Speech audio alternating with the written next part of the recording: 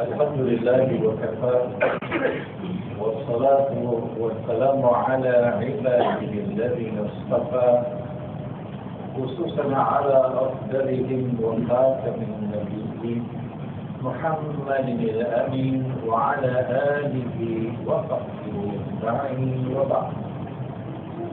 أعوذ بالله من الشيطان الرجيم.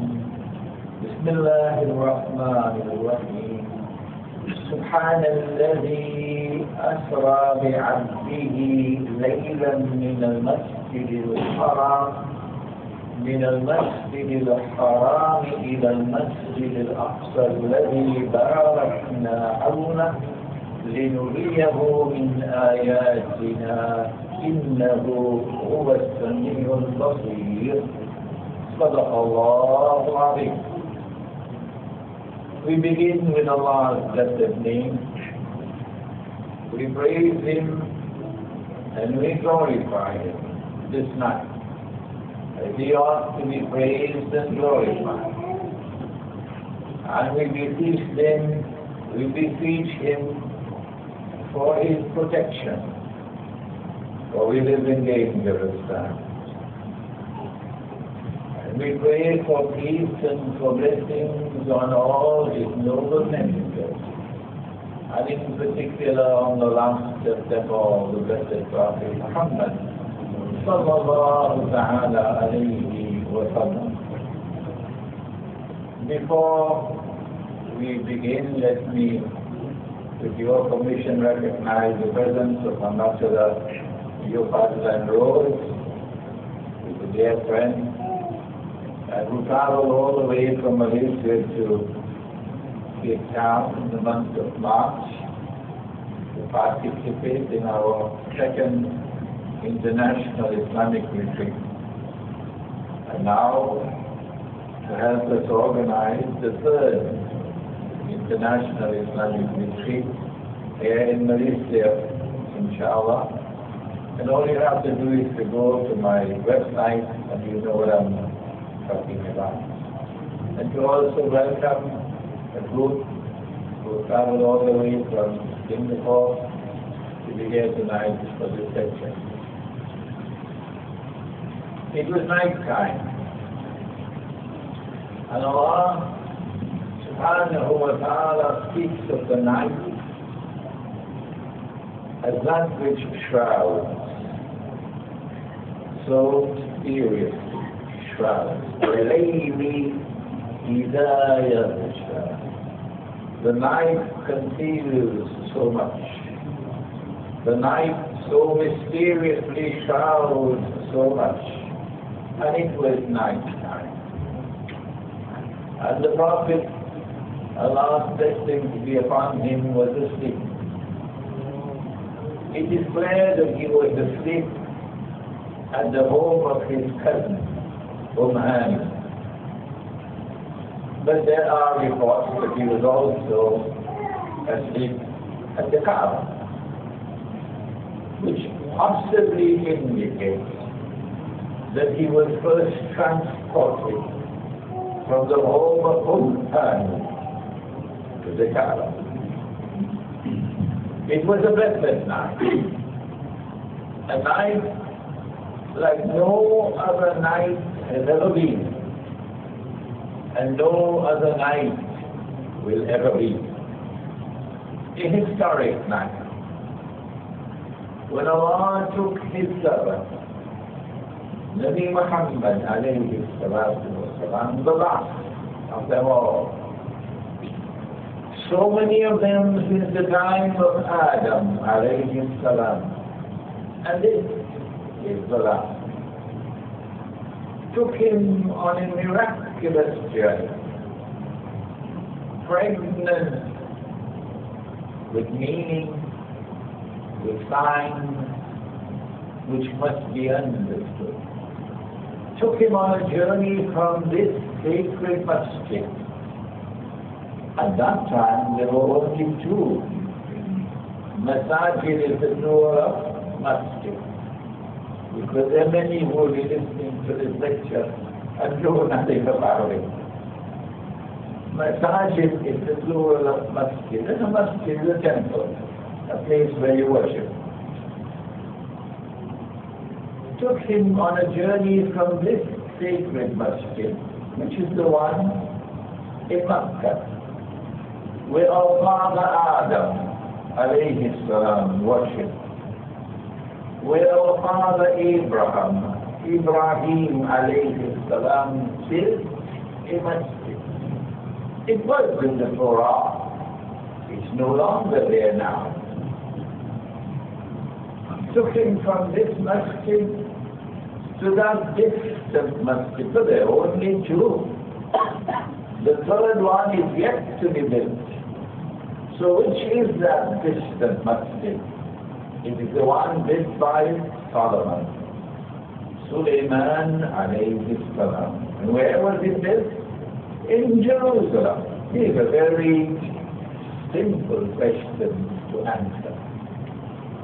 Took him on that sacred journey, miraculous journey, to that masjid which is located in a land which is specially blessed. And the Quran refers to it as Al-Ardul Muqaddasa, the Holy Land. And we cannot understand international politics today. We cannot understand international economics today. We cannot possibly understand why the US dollar is now in ICU in some hospital there in Washington, without reference to this term, the Holy Land. Took him from this masjid to that one which is located in the Holy Land. Why did he take him on this journey? لِنُرِيَهُ مِنْ آيَاتِنَا, to show him signs of events which are to unfold in the historical process. Most of these signs pertain to Akhira, the last age. Most of these signs pertain to that branch of knowledge which we call Islamic eschatology. It's a difficult term, so let's not use that. Akhira Islamic eschatology. لِنُرِيَهُ مِنْ آيَاتِنَا إِنَّهُ هُوَ السَّمِيعُ الْبَصِيرُ. Surely he is the one who hears, and he is the one who has basira. It's not only to see,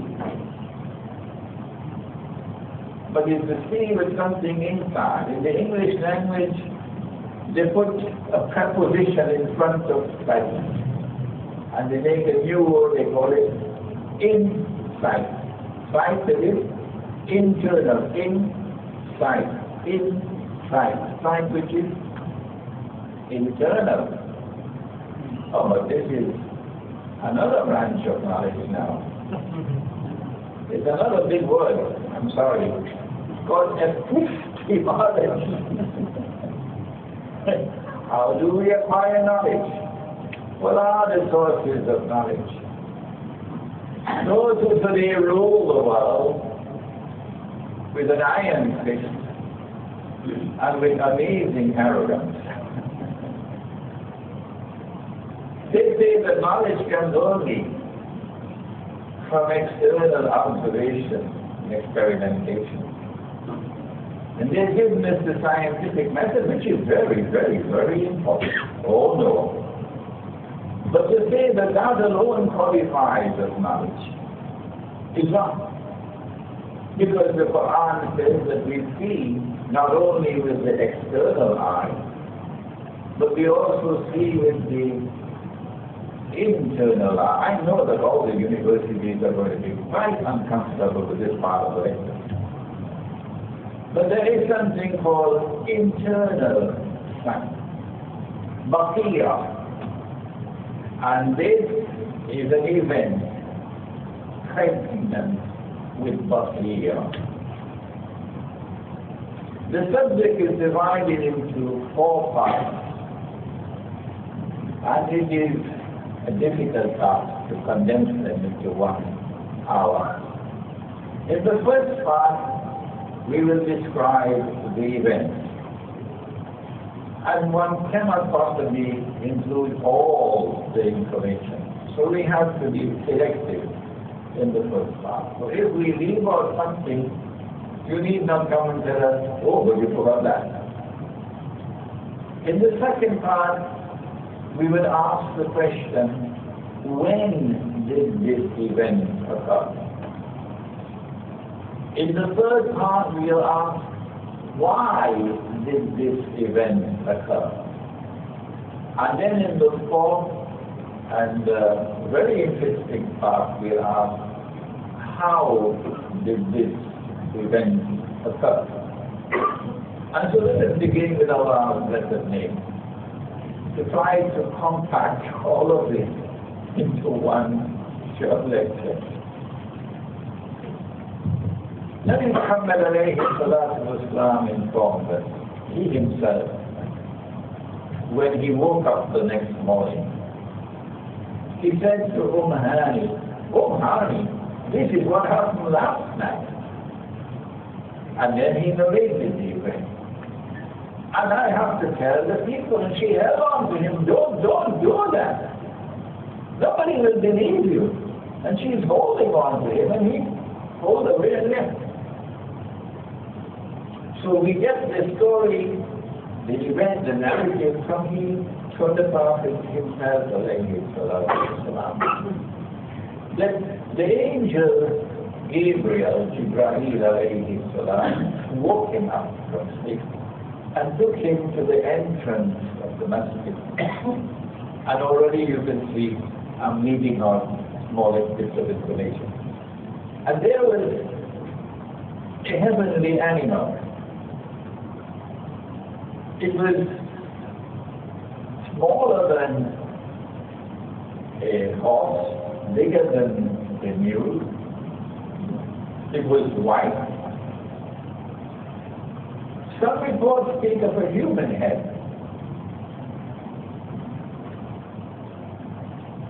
And it had wings, 4 legs and wings. When this information reaches Medina, where a very large community of Jews are resident, it's going to be a bombshell in Medina. At that time, Medina was known as Yathrib. This heavenly animal, which flies through the sky at a speed so great that every stride it takes reaches to the horizon. Why would this information create a thunderbolt among the Jews? Why? There's an American scholar whose name is Richard Friedman, who is a scholar of the Bible, PhD from Harvard. He wrote a very interesting book entitled Who Wrote the Bible? And I would recommend that you read that book. And in that book he tells us that the temple or the masjid built by Solomon, Alaihi, had a special room in which the holy relics were stored, like the staff of Musa Alaihi. And that room was called the Holy of the Holies. In the Quran it is called the Mihrab. The Mihrab. Today our Mihrab is a niche in the wall. But the Mihrab was the Holy of Holies, a special room, to which only the chief rabbi had access, no one else. And Richard Friedman, on the basis of his research, described what was put into that Mihrab. He said there were two of these animals, not one. Two. And they were made of wood, because the Torah prohibited graven images. And their wings were stretched out wide, so that the wingtip of one was touching the wingtip of the other. Also, the Jews knew about Borak. And they knew that Borak had been used to transport others in the past. This was nothing new to them. Oh no. But now Nabi Muhammad Alaihi Salam is asked the mountain Borak, and a message is being sent to Banu Israel, that they would recognize that this is indeed a true prophet, because they know about this heavenly animal. It was there in the temple, it's by power. The Prophet ﷺ mounted Borak, and then Borak took off through the night. And we are told that as he was traversing through the night, at a speed that was so great that every step traversed the horizon of the earth, that he stopped several times.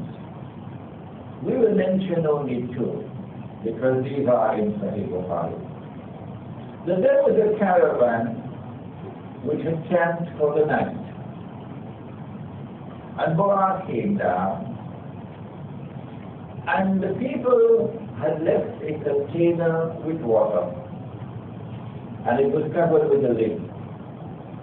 And Nabi Muhammad Alaihi Wassallam got off Borak, removed the lid, drank the water, replaced the lid, and then Borak took off again.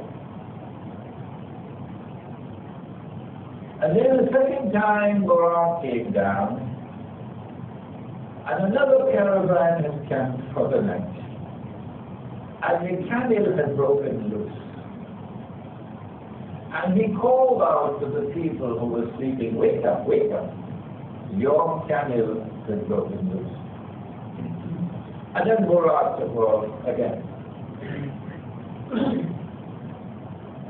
Sometime later, maybe 2-3 weeks, maybe a month, we don't know how long, this was confirmed. When the caravans arrived in Mecca, they confirmed, yes, this happened. Then we went to sleep in the night and woke up in the morning and the vessel was empty. Yet the cover was on the vessel. And yes, we did hear a voice calling out to us, "Wake up." And yes, the camel had its heel broken loose, and we searched and found the camel, confirming that this is an event which actually took place. Borak then arrived in Jerusalem, and Nabi Muhammad Alaihi Wassallam is greeting in the Masjid al-Aqsa, by all the prophets of Allah. But the historical evidence is that at this time there was no masjid here. The historical evidence is that the Byzantine Christians were taken over the city and destroyed everything, and they had consigned it to the garbage bin, the garbage heap. And when the city was conquered sometime later, Umar radiallahu ta'ala anhu himself participated in the effort of clearing away all the garbage, and then gave instructions that we must wait for 3 rainfalls so that the place can be washed clean before we again make it a place of worship. And so clearly, if he reaches Jerusalem and he is in the masjid. And in the masjid he is welcomed by all the prophets of Allah. There is more to this than our dimension of space and time.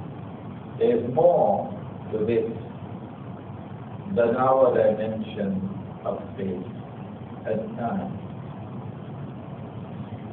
After he has led this salat with all the prophets of Allah, then he ascends on a heavenly ladder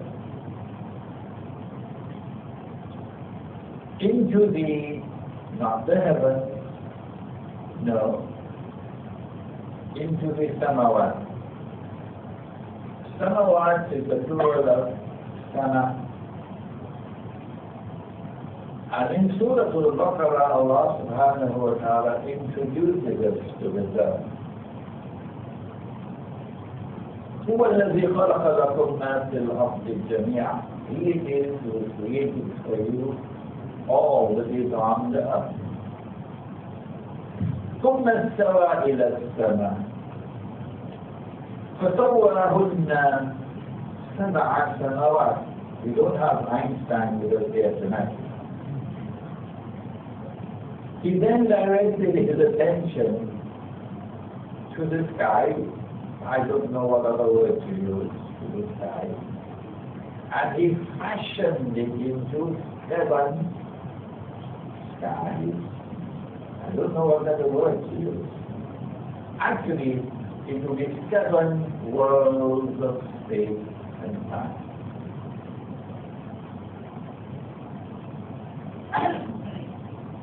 And in Surah Al-Mulk, Allah speaks about them and He says, الذي خلق 7 سماوات طباقا. He it is who has created 7 worlds of space and time alongside each other. And so Nabi Muhammad ﷺ enters into these different worlds of space and time. In the Quran, this is referred to in its totality as Al-Ghaib, the unseen world. One of the amazing characteristics of the age in which we now live, an age that Ambassador Adnan Rose has experienced very well as an ambassador, is that consciousness of Al-Ghaib and belief in Al-Ghaib as a matter of conviction is drifting away from mankind. And so more and more people are now imprisoned in the consciousness of this being the only world and this being the only life. And so no longer do people have any consciousness of the consequences of conduct in this world for the life which is to come. When we believe that this is the only world, that there is no reality beyond material reality, as most of those who graduate from universities today now, then that spells the end of the religious way of life. What remains is only an empty shell, and the heart of religion has disappeared. And so these 7 worlds of space and time are now going to be experienced by a human being. In English there is an expression, I don't know whether you have it in Bahasa. Seeing is believing. What you have in Bahasa? Bahasa? Seeing is believing. Huh? And so, a human being like us, إِنَّمَا أَنَا بَشَرٌ مِثْلُكُمْ You are a human being, and I am also a human being. إِنَّمَا أَنَا بَشَرٌ مِثْلُكُمْ. You are human beings, and I am a human being. That doesn't mean you're the same as me. No. There are some human beings who are worse than animals. And there are other human beings who have hearts, who can feel oppression. So, إِنَّمَا أَنَا بَشَرٌ مِثْلُكُمْ means you're human beings and I'm a human being. And so a human being is taken to have a direct experience of the unseen world, which is the foundation of the religious way of life. And this is not an ordinary human being. For 40 years he lived amongst them. For 40 years they had a chance to observe him from the time he was a child. And all of Makkah agreed upon one thing. This is a truthful man. And so they gave him the title Al-Aameen, the truthful one, the trustworthy one. There are other people who, if they say the sun is shining, you have to go outside and look in the sky to see whether the sun is actually shining. They are the same ones who said they killed Osama bin Laden and threw his body and then a big fish followed it. So this is someone who does not tell lies. Nabi Muhammad Alaihi warned us 1400 years ago about CNN and Al Jazeera. He said, in the last age there will be great liars. So beware. In the last age there will be great liars. So beware. And so Allah takes His servant, who has already established his credentials as a truthful person, takes him to a direct experience of that unseen world, and then to return and to say, this is what I saw with my own eyes. And since seeing is believing, and we believe that he is a truthful person, we believe in what he has said. As he traverses the Samawat, he is greeted by prophets of Allah. But they're dead. They're dead. Oh, we're being taught a lesson now. Don't say that because someone is dead, that is the end of him. Because Ibrahim alayhi salam is dead, but Ibrahim alayhi salam is there in the Samawat. And when he greets Muhammad alayhi salatu wasalam, he does not greet him the way the other prophets greet him. They say, welcome, my brother. But he says, welcome, my son. A dead man, but he's alive in another world. And so we send a message to those who today control power in the world. But this is not the last chapter of the book. There are other chapters to come. In a court where you cannot bribe the judge. There are other chapters to come with absolute justice is assured for everyone. Nabi Muhammad alayhi salatu wasalam is also greeted by the angels. He has been seeing the angel already here on earth, Ibrahim alayhi salam. But now he sees so many more of the angels, and they all greet him with a smile, an angelic smile. I have just come back from Indonesia, which is now in a state of destitution because of riba. Riba, you know what is riba? You rip them off.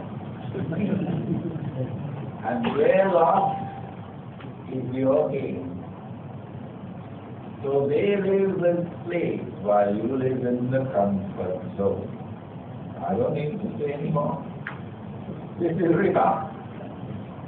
But everywhere I went in Indonesia, I found the people who smile. And they smile so sweetly and so innocently. I said to myself, I wish I could smile like that.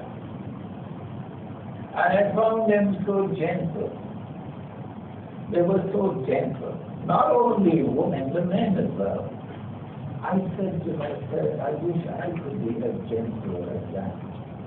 Because this is the sunnah of Prophet Muhammad Alaihi.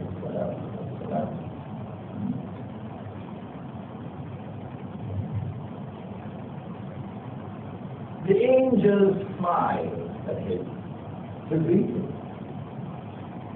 You say the Indonesian smiles were pretty. But there was one angel which did not smile. So he was puzzled. And he asked, who is that angel? And Jibreel Alaihi Salam, who was accompanying the Prophet, said, that is Malik, the angel in charge of guarding Jahannam, the entrance to Jahannam. Not even for you did he smile.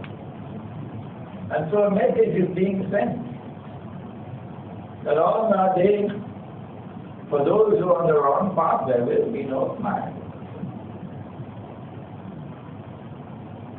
And then Nabi Muhammad Alaihi asked whether he could take a look at Jahannam. This is a vision. And Malik, Jibreel Alayhi Salam now gives instruction to the angel to open the cover of Jahannam. He doesn't say to him, would you be so kind as to lift the cover? No. Jibreel Alayhi Salam is Muta'in Thumma Aameen. He's one to be obeyed. He gives an instruction, you must obey. So the angel lifts the cover. And as he lifts the cover, the flames shoot out of Jahannam. Something that should terrify us.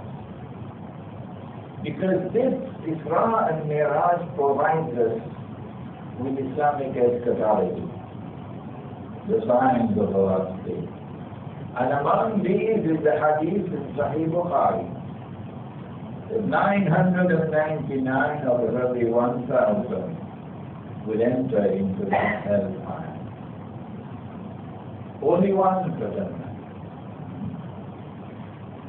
When the flames subsided, he looked down into the hellfire. And he saw many things, and he came back to tell us what he saw. We have time to mention only one. Only one. He said, I saw men with huge bellies, transparent, you could see. And there were snakes inside the belly. So he was astonished by this. And he asked, who are these men? And Jibreel Alayhi Salam responded and said, these are the men who consumed riba. Riba. Not even in Europe was riba permitted. All of mankind, with small exceptions, all of mankind abhorred riba. Even the Arabs in Makkah when the flood came and washed away the Kaaba, and they had to reconstruct it, they gave the order, we will not accept any riba money. And these are people worshipping idols, they are wooden stones. And Nabi Muhammad Alaihi was cut all four. And he said that they are all equally guilty. The one who takes riba, the one who gives riba, the one who records the transaction, and the two witnesses. What would you say if I were to say to you, and Alhamdulillah, I have studied my subject. I want to tell you this, I have studied my subject. The this that we are using, the this is in the Isra riba. Yes. Yes. Because of this is one of the reasons why Indonesia is today enslaved, and Singapore is in the comfort zone, while Bangladesh is enslaved, and Pakistan is enslaved, and much of Africa is enslaved, while they live with 3 Mercedes Benz parked in their garage. Riba. So these were men who consumed riba.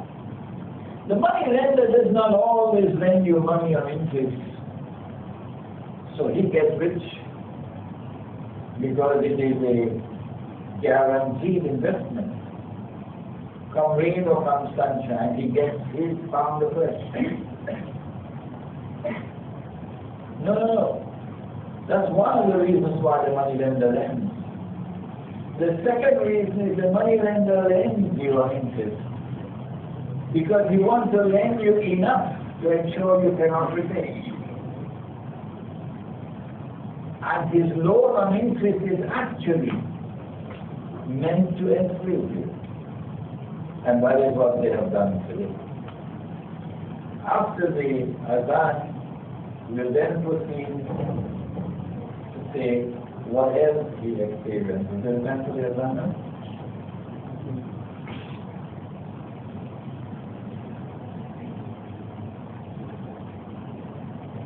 Time? Aameen. 5 minutes?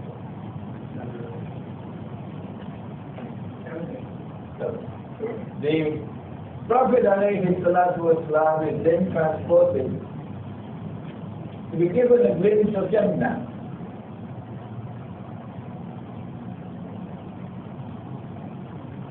And in Jannah, among the things he saw was a beautiful girl in Jannah. Allah has said about the male and the female that they are garments to each other, they are inseparable. And so for all the things in the world, that which is dearest to a man is woman. And of all the things in the world that is dearest to a woman is a man. Just our way of looking at it in Islam. And once there is this intense attraction between the male and the female, this longing of the night for the day and the day for the night, not amongst the servants of Allah. Never will you ever have this abomination of a man marrying another man. It is a disgrace for a civilization which promised so much and which gave to the world so much. And the world has benefited so much from our Western civilization. We will never deny that. It is an abomination and a disgrace that this civilization should have been hijacked to now become the world's greatest oppressor, with blood on its hands and blood on its feet, innocent children.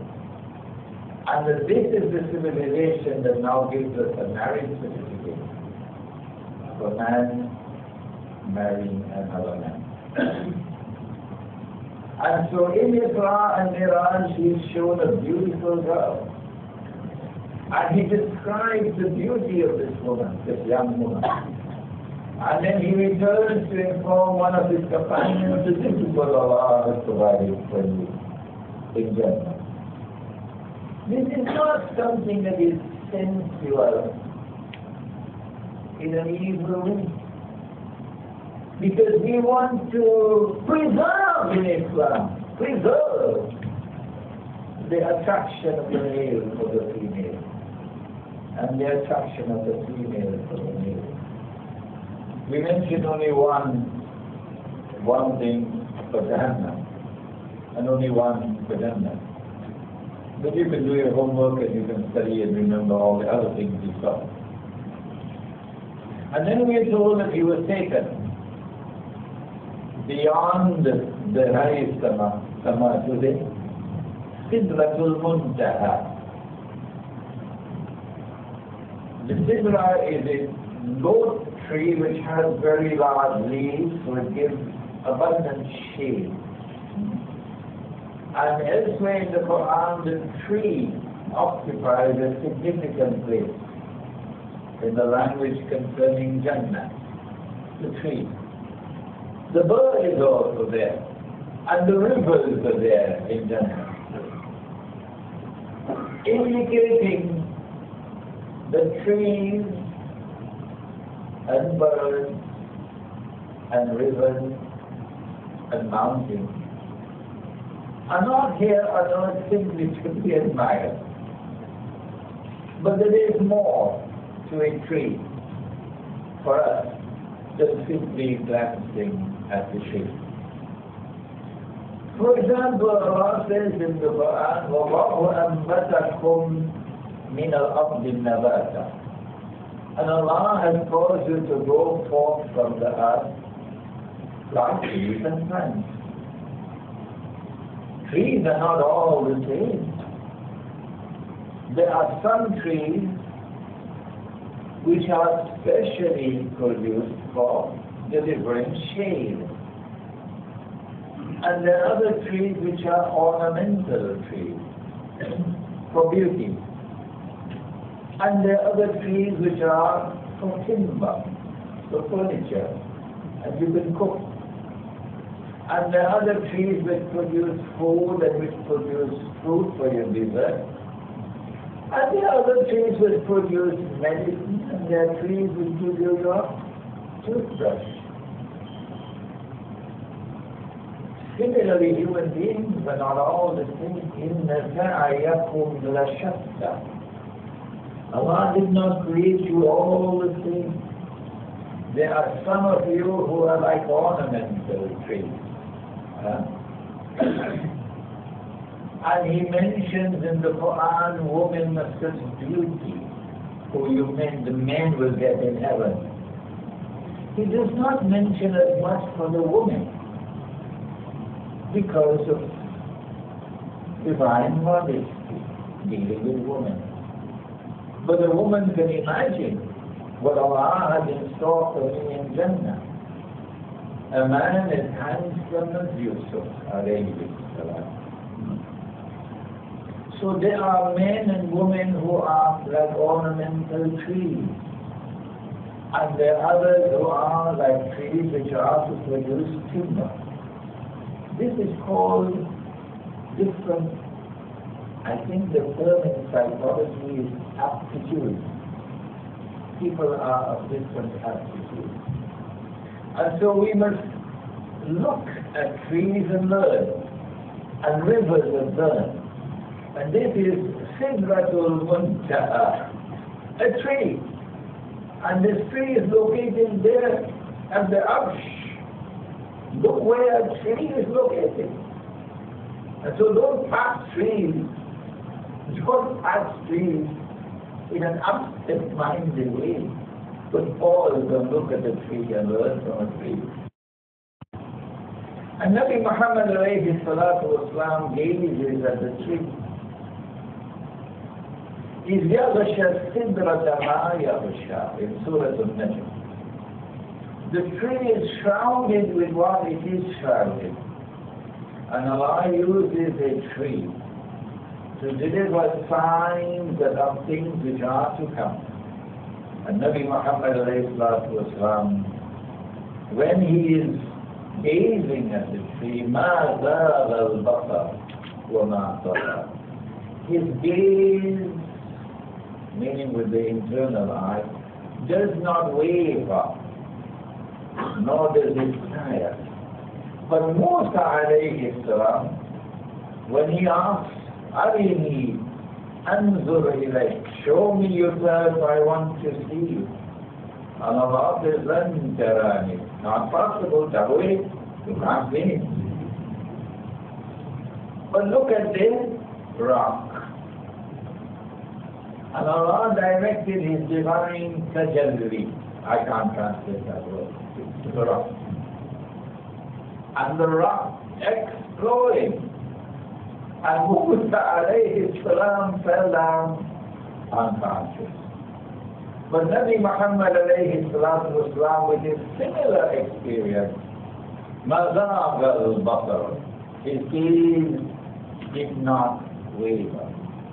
What did he see while gazing at that tree which was shrouded? Ma yaghsha, with what it was shrouded. We'll come to that a little later. Then Allah Subhanahu Wataala greets His Messenger, Muhammad alayhi salam.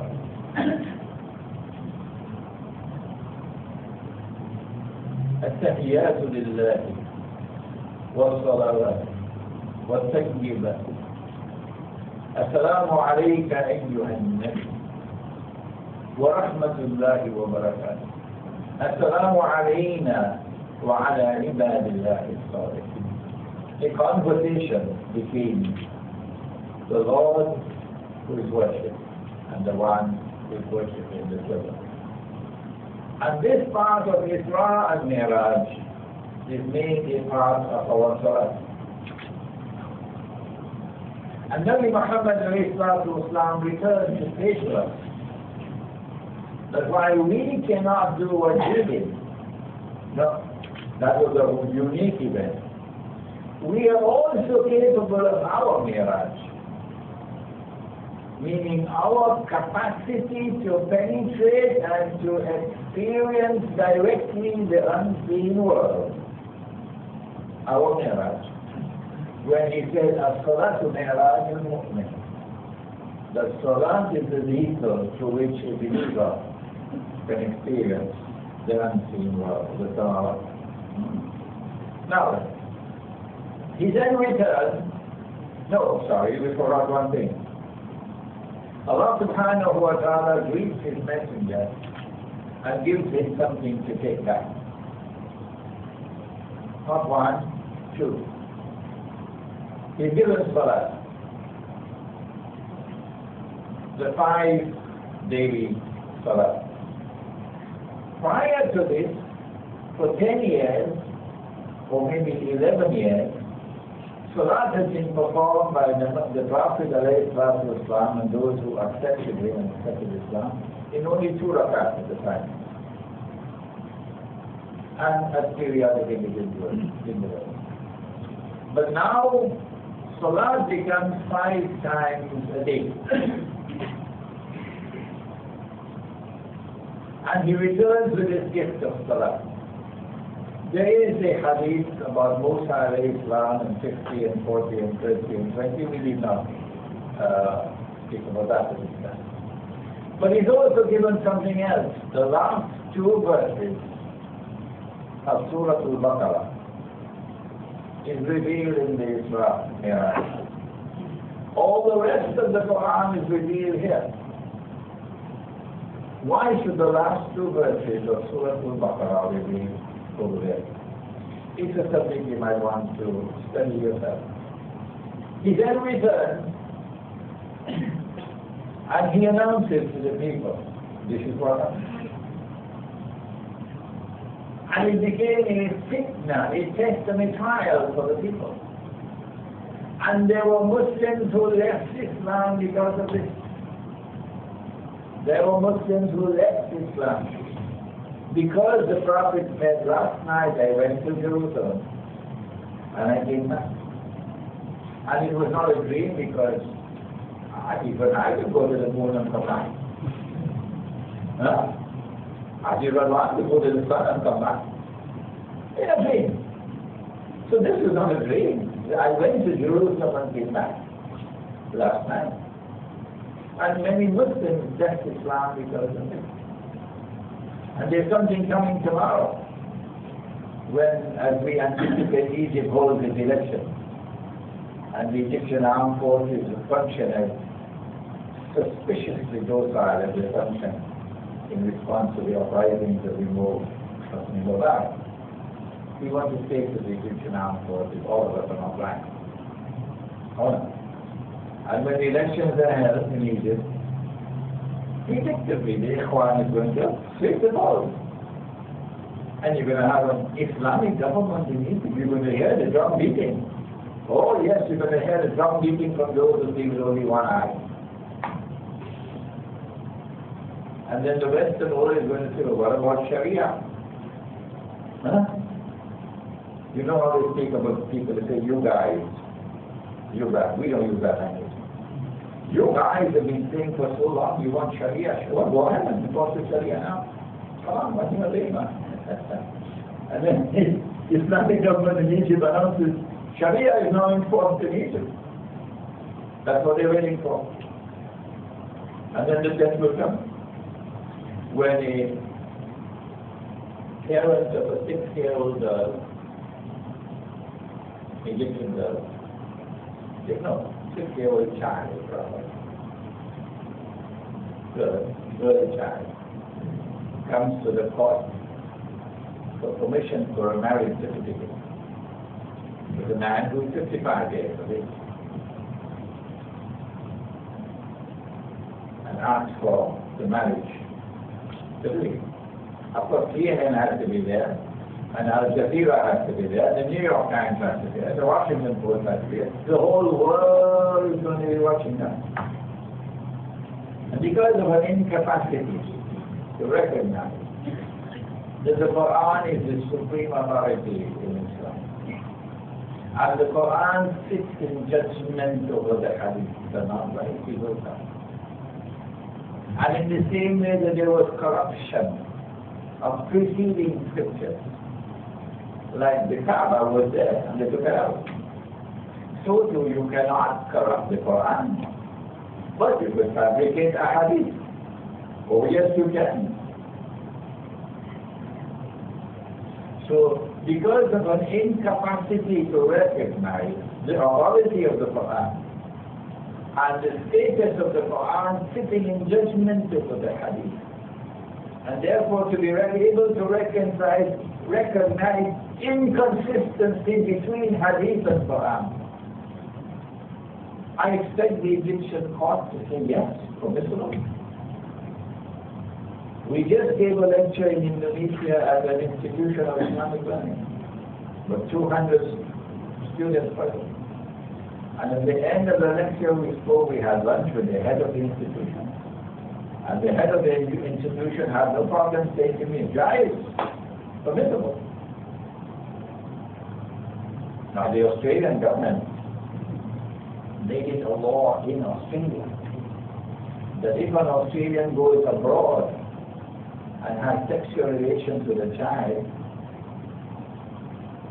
he can be arrested in Australia for a crime committed outside of Australia. But now, it's not a crime anymore. You can just come over to the world of Islam, wherever the Sharia is enforced, and you can marry a 5-year-old girl. And you can marry a 6-year-old girl, and you can take her home with you. She is your wife. No one is there to come into the home to see what you're doing with her. This is the shame, and this is the disgrace that is coming tomorrow. Because Nabi Muhammad ﷺ never married Aisha. No marriage certificate, no marriage ceremony ever took place.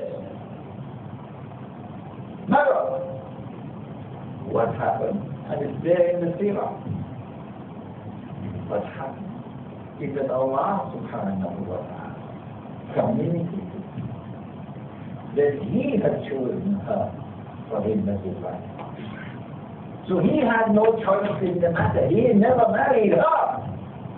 She had no choice in the matter. A marriage ceremony is not valid if a girl has no choice in the matter.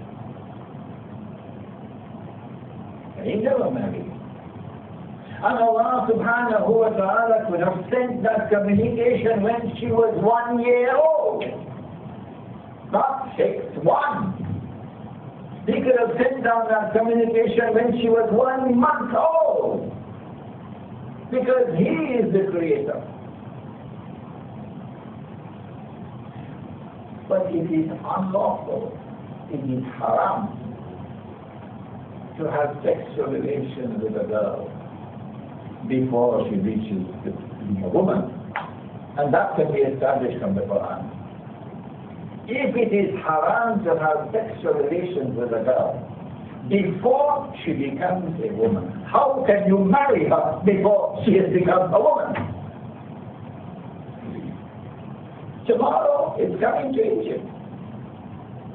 And when it is broadcast all over the world on every television channel, Muslims and they're going to feel as though they're the laughing stock of the world. And many Muslims are going to leave Islam tomorrow. So when the communication came, Aisha simply had to remain in her parents' home until she became a woman. And when she became a woman, she then went to the household of her husband. Is there anything wrong with that? Before this strange civilization came,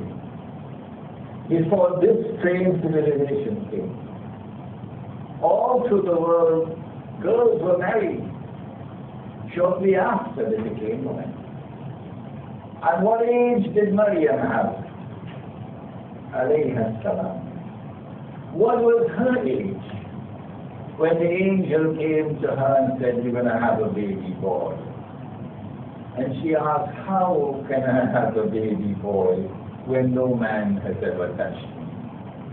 She had just become a woman. That was the age. And so,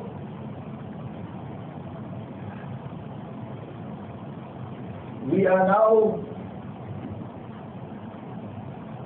approaching a moment, and this is only one.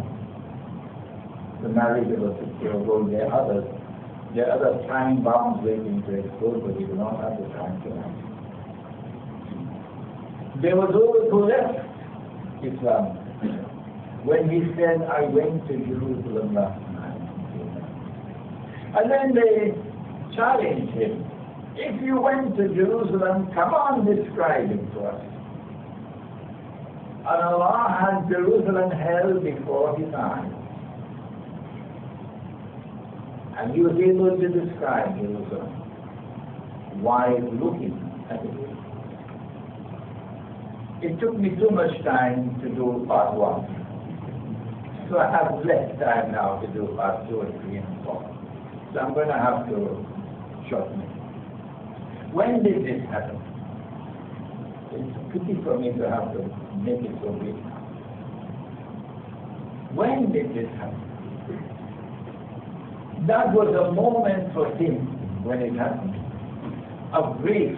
And this is a moment of grief for us, when our people are being slaughtered. For 10 years he had preached Islam. And after 10 years there were only a handful of Muslims. For 10 years he was protected by his tribe, Banu Hashim. His uncle was the head of the tribe. But now his uncle died, Abu Talib. And who is the new chief? Abu Lahab, who's an enemy. And the tribe will no longer protect him. So he's in great danger. For 10 years while preaching Islam, he had Khadija radiallahu ta'ala anha behind his side. And Allah never meant to be left us to live alone.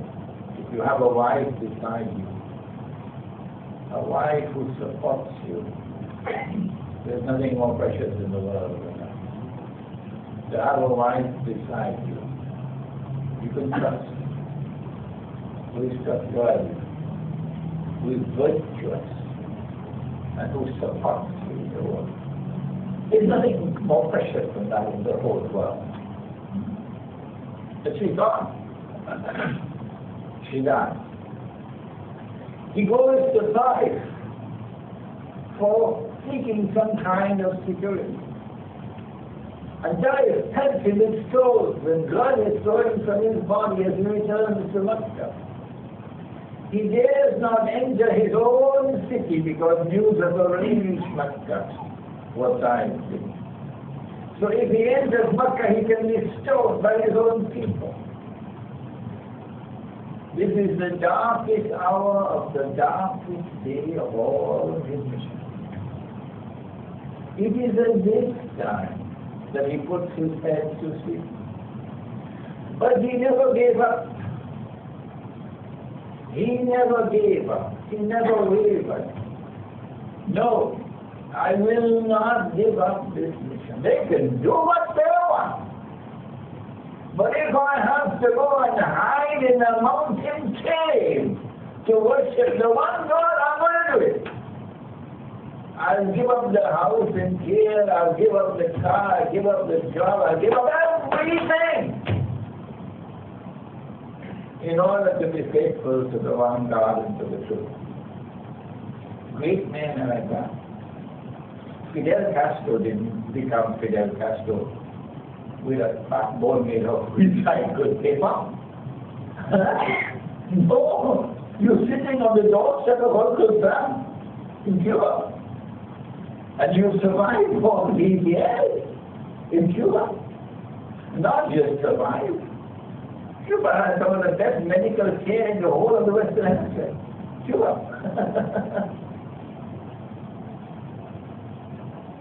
Because he never gave up. He never wavered. So Allah now intervenes and gives him the Isra and Miraj.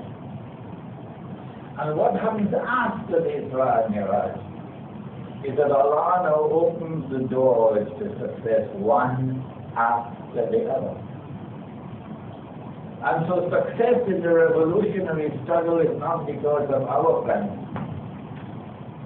It is because we remain faithful to the mission, come rain or come sun. And then Allah takes us and charts the course to victory. There is the first pledge of Akhira, and then there is the second pledge of Akhira, and then there is the Hijrah, and then there is victory and Badr, and then there is Fath Makkah, one after the other, until truth times overfall. So this is the answer to the question, when did it occur? And the lesson for us today is the same as it was for them. All that you have to do is be strong. Do not give up. Do not waver. Regardless of the price you have to pay. Of course, you can call you a terrorist. You're going to be cars following you wherever you go. Do not give up. Do not waver. Allah will protect His servant when Allah chooses to protect. And the truth must eventually triumph over falsehood. Why did this occur? It is not by accident that the first verse of Surah Al-Isra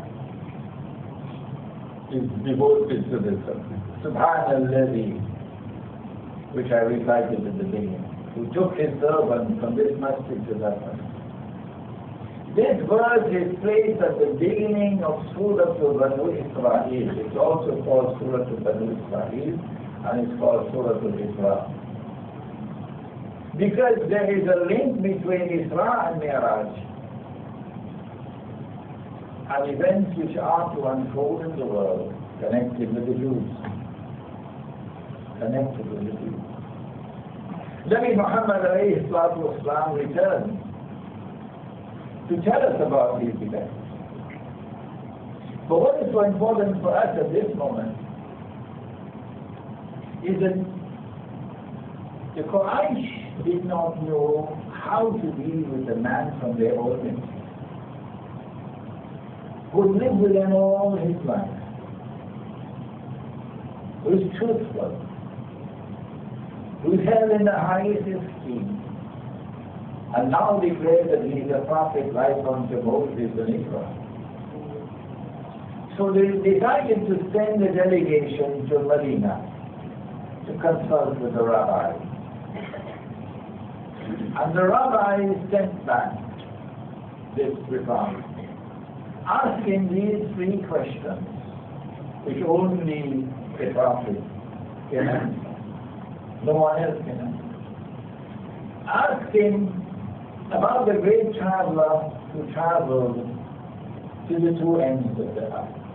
And in this, there is one of the signs of the last day, in this question. Ask him about the young men in the cave, and in this, there is one of the signs of the last day. And ask him about the rope. And this was the question which was supposed to be the spoiler, so divert attention. And Allah Subhanahu Wataala sent the answers to two of the questions, which pertain to the signs of the last day. Sent the answers in Surah Al-Kahf of the Quran. One, God al-Madar, and the other, Dajjal. And then the question concerning the rope, he gave us the answer in Surah Banu Israel, or Surah Al-Isra. Meaning there is a link between Banu Israel and the signs of the last day. There is a link between Banu Israel and the events which are unfolding in the world today. There is a link between Jerusalem and international politics, between Jerusalem and international economics today. I wrote this book 10 years ago, Jerusalem in the Quran. Cover design right here in here, published right here in here. Many people have read the book. So we do not yet have a response to this book from the world of Islamic studies. Alhamdulillah, I'm glad to inform you that we now have Jerusalem in the Quran in Malay. Jerusalem di dalam Al-Quran. We have it outside.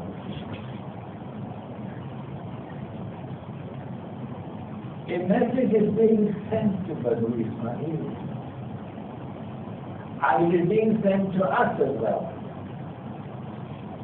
Both to them and to us.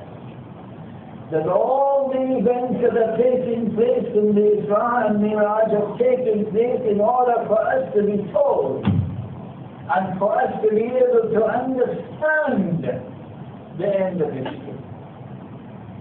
To understand what is going to be taking place in the world at that time when the last age comes. And it is for our scholarship now to go to this vast amount of information which is in the Quran and which is in the Ahadith. It's not just there to be studied as a story, but rather the events of the Isra and Miraj help you to understand the reality of the world today and help you respond to tomorrow. Now let me come to the how. And this is the most interesting part of the lecture. How will it take place? As I said, we don't have Einstein with us here tonight. But it would have been interesting if Einstein could have been present, because he's one of the foremost thinkers in this subject, on space and time.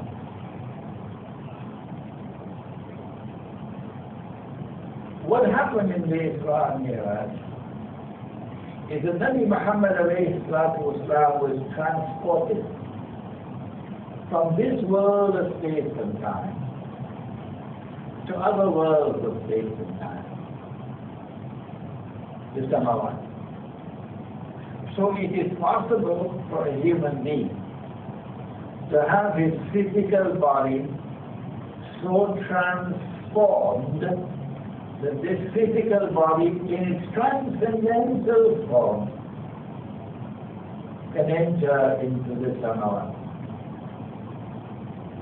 But the Isra and Miraj also indicated to us that not only is forward movement possible, but also backward movement, forward, backward movement, or reverse movement. Because he came down to the lid of the water, which is something which belongs to this world of space and time. And then went back, and then came down and said the camel is loose, and they went back. So forward, backward movement in different worlds of space and time is possible, but I don't think Einstein knew that.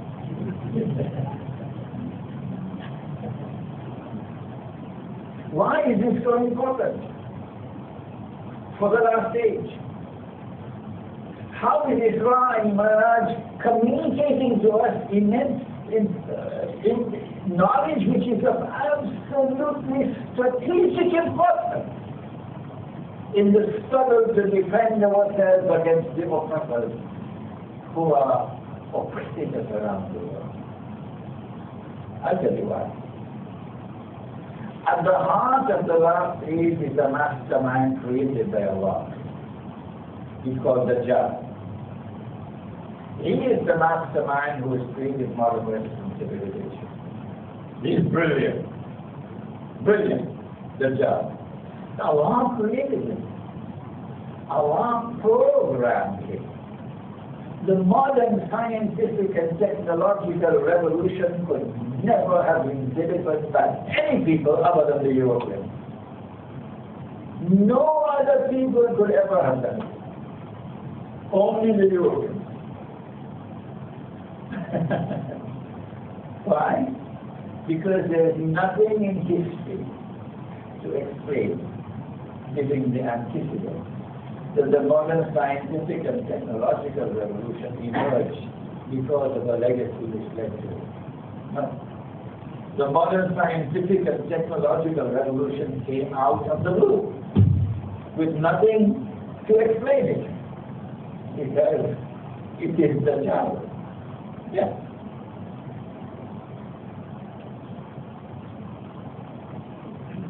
The Prophet said, Alaihi, of course you know that the child was created to impersonate the true Messiah. So he has to one day rule the world from Jerusalem. You know that. This is the end of the book. And when he rules the world from Jerusalem, he has to say, I am the Messiah. But that would be a lie. Why? The true Messiah is the Son of Mary. We all know that. When he rules the world from Jerusalem, and he's very close to doing that now. Very close. That's why you have to study international politics, international economics, international monetary economics. Study the affairs to understand how close he is to ruling the world. When he does that, and the people believe that he is the Messiah, then he can rub his hands and say, mission accomplished. But in order for him to do that, he must first liberate the Holy Land for the Jews. Because the Holy Land is under Muslim rule. He's already done that. In 1921? 40?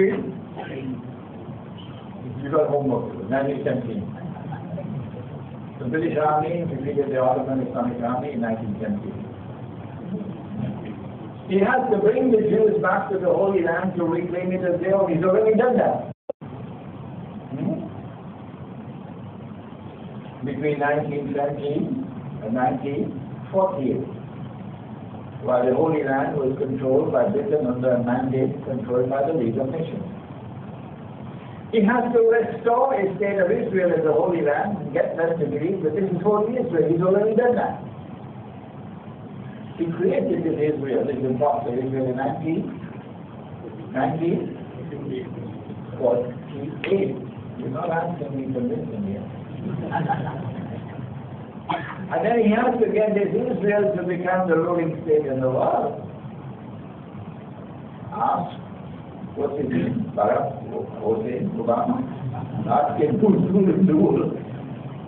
Barack Hussein Obama will tell you, Israel is ruling the world already.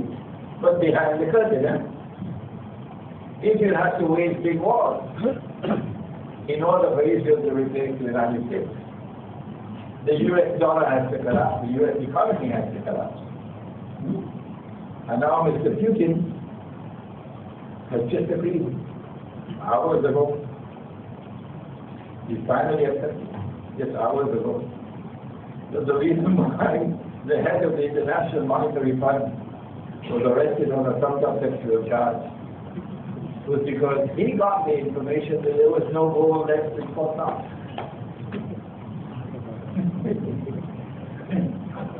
Who took the gold out? Ask Israel, no? Why don't you ask Israel?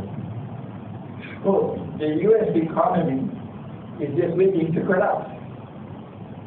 It has to collapse.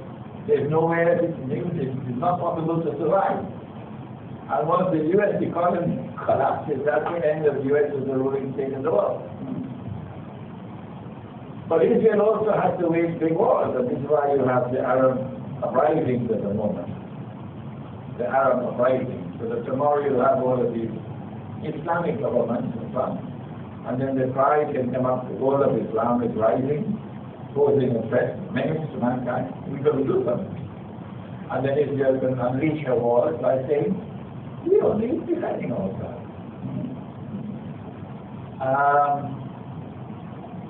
And then of course when Israel becomes the ruling state, which is around the corner, then the Dajjal will appear in human form. Nabi Muhammad ﷺ described him to us 1400 years ago. He would be a Jew, be a young man, he'd be powerfully built, he'd have curly hair, and he would rule the world from Jerusalem, declaring the God and Messiah. But now we come to Isra and Miraj. It's there. The Dajjal is already released. Because he's done all of this already, he's close to the end of his mission. So where is he? Where is he? That's the question. In Sahih Muslim, Nabi Muhammad ﷺ is reported in the hadith, recorded in Sahih Muslim. When the Dajjal is released, he lives on earth for 40 days. Yawmun kasana, a day which will be like a year. After that, Azan Rose knows this very well. Yawmun kashahr, a day which will be like a month. Yawmun kajum'ah, a day which will be like a week. وَالزَّائِرُ أَيَّامِهِ كَأَيَّامِكُمْ, and all the rest of the days will be like your days. When his day is like our day, he will be in our world of space and time. To see human beings. But when his day is not like our day, we can't see him. Because he is in Alaihi, he is in the Samawat. Can you be on earth and yet be in the Samawat? Of course. There are angels right here. In this surah, in Hotel Aameen, the Hotel Di Palma, in Aameen Point in Kuala Lumpur, there are angels here. Can you see that? No, because they are not in our world of spirit. And are there jinn here in this surah? I know they are lost in Washington. Are there jinn here? Huh? Yes. Can we see them? No. Can an angel leave the unseen world and appear as a human being? Yes. Can a jinn leave the unseen world and appear in our world as a human being? If we did it, can there be backward and forward movement? Backward and forward movement between that world and this world, so we never see the person. We never see him, but he's always backward and forward. Now we come to Surah Al-Kahf. exactly what happened in Miraj. The trip down and then back up, the trip down and then back up. Same thing in Surah Al-Kahf. The young men fled in the cave, remember? And Allah put them to sleep, remember? فَضَرَبْنَا عَلَىٰ آذَانِهِمْ فِي الْكَهْفِ سِنِينَ عَدَدًا. And they slept for many, many years, 300 years. فَبَعَثْنَاهُمْ لِنَعْلَمَ أَيُّ الْحِزْبَيْنِ أَحْصَىٰ لِمَا لَبِثُوا أَمَدًا. And then we woke them up to teach you a lesson about time. That's why we did it. So they asked each other, how long have you been here? And one of them said, a day or a part of a day. Which sounds strange to us. Because if you've been sleeping for 300 years, when you wake up, then your fingernails should be as long as from Ampang Point to KLC.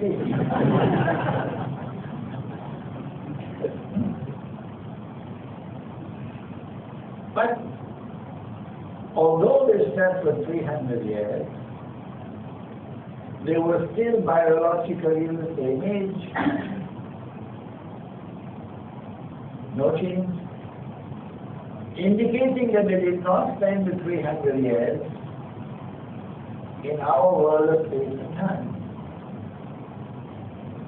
Indicating very clearly they did not spend those 300 years in our world of space and time. They spent the 300 years in a world where women don't need hospitals. No, you never grow old. Huh? But we are now faced with a difficult situation. While there is incontrovertible evidence that they did not spend the 300 years in our world of space and time, there is also incontrovertible evidence that they did spend the 300 years in our world of space and time. What is it? وَنُقَلِّبُهُمْ ذَاتَ الْيَمِينِ وَذَاتَ الشِّمَالِ. The sunlight enters the cave morning and evening, from the right and from the left. In the daytime, the sunlight is not entering the cave. And the bodies of the young men roll to the right and to the left, morning and evening. Rolling to the right and rolling to the left is space. Morning and evening is time. So for every single day of those 300 years, the bodies of the young men were in this world of space and time. Incontrovertible evidence. How do we solve it? After which Einstein was here.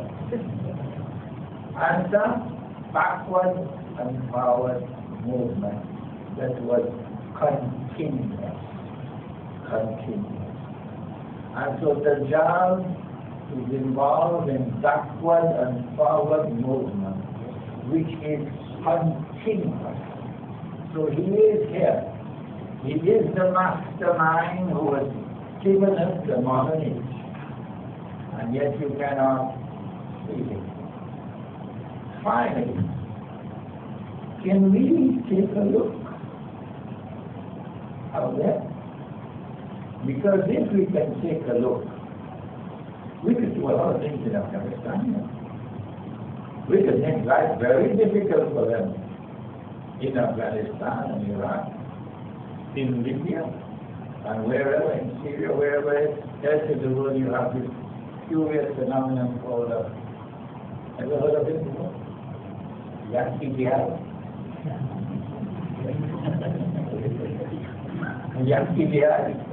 One in Libya now, a Yankee jihad. One in Syria now, a Yankee jihad. Yes, it is possible for us. This is the conclusion of the lecture. Isra and Miraj is telling us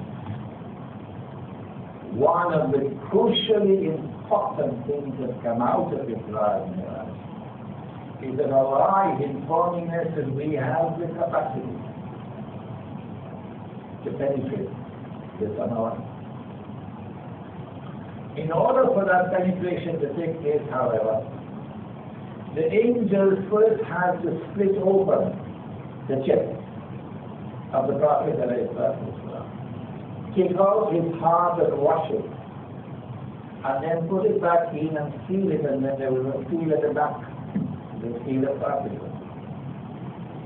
So in order for us to be able to penetrate the samawat, we need to bring purity to the heart.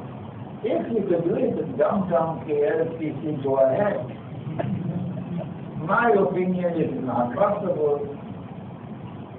When you see haram all around you, and your heart does not shiver and shake, nothing happens to the heart. There's nothing in a heart that is fit to travel. But if you go to the remote countryside, the Malay call it kampung, and you know that you are in the remote countryside when you can't use a cell phone. When you cannot use a cell phone, now you know you're in the remote countryside. And in the remote countryside, you try to restore that heart. That heart, which when it sees haram, the heart would shake and shiver. There's not only haram all around this place. There's that haram over which Allah has declared war.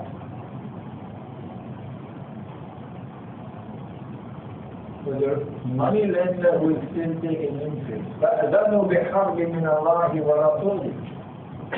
Banking system around the world is lending money on interest. Whose heart is shaking? Whose heart is filled with anger? Well then how can this heart travel? But if we get out of it, withdraw from it, and go to the remote countryside, away from all the haram, we have a chance to recover that heart. إِلَّا مَنْ أَتَى اللَّهَ بِقَلْبٍ سَلِيمٍ, says the Quran. Qalbin salim, a heart which is sound and healthy. A heart which when it sees that which is haram, when it sees that which is shirk, responds to it with anger. Then it is possible. How can we travel? Is there a vehicle that will take us from this world to that world? Yes, there is. Allah speaks of it in Surah Al-Nur. He says, Allahu nuru samawati wal-ard. Nuru samawati wal-ard. What is common to the samawat and to the ard is Allah's nur. Allah's nur. That nur is the vehicle. But Allah has specifically located that nur for us as a vehicle in two things. And I wish that the Sufis could have explained the subject better. Two things. Nabi Muhammad ﷺ is the vehicle of nur, and the Quran is the vehicle of nur. So if you want to, as a Muslim, you want to enter into the samawat, you can only enter into the samawat through the vehicle of nur. And that nur is the nur of Muhammad ﷺ and the nur of the Quran. You don't believe me? Go ahead and try. See which taxi you get. See which taxi you get. Let me know. Yeah? Well then, if nur is the vehicle for travel, then you've got to build a dynamic, vibrant, living relationship with the Quran. A dynamic, vibrant, living relationship with the Quran. If the Quran is to function as no vehicle, and you have to build a dynamic, a vibrant, a living relationship with Nabi Muhammad. I wish the Sufis had explained this subject better. We would not have all of this conflict in the world. Okay, If this is the vehicle for travel, who is going to travel on the vehicle? In the case of Nabi Muhammad alayhi salatu wasalam, and in the case of one other person, the whole physical body was transformed. So who is the other person? Nabi Isa alayhi salam. Why are you so hesitant to answer this? Nabi Isa alayhi salam. Allah transformed his body as Allah transformed the body of Nabi Muhammad alayhi salam, so that they traveled. In the case of Nabi Muhammad alayhi salam, he returned. In the case of Nabi Isa alayhi salam, he will one day return. But in the case of a Sufi Sheikh, he said, if you take me, I'll never come back.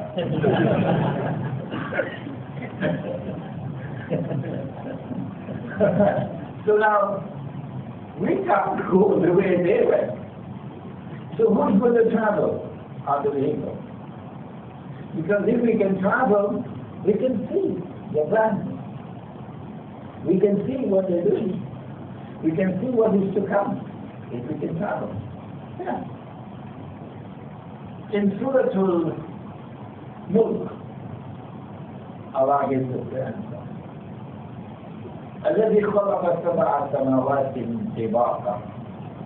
He it is who has created the 7 worlds of space and time alongside each other.